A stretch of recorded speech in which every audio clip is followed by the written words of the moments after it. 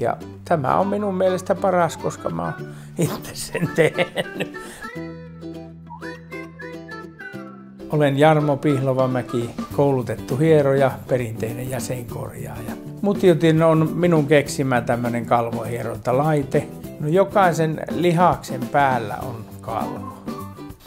Ja tämä kalvo pitää näitä lihaksia tietyllä tavalla kiinni, mutta se monesti kiinnittyy siihen lihakseen ja silloin tämä lihas ei pääse toimimaan sille elastisesti.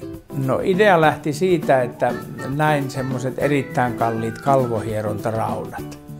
Sitten tulin miettineeksi, että voihan sen tehdä esimerkiksi muovista paljon edullisemmin. Saadaan samalla se kalvo, joka on kiinnittynyt siihen lihakseen, niin irtoamaan. Ja silloin se lähtee se ihon alaiskudos ja ne nestekierrot liikkumaan.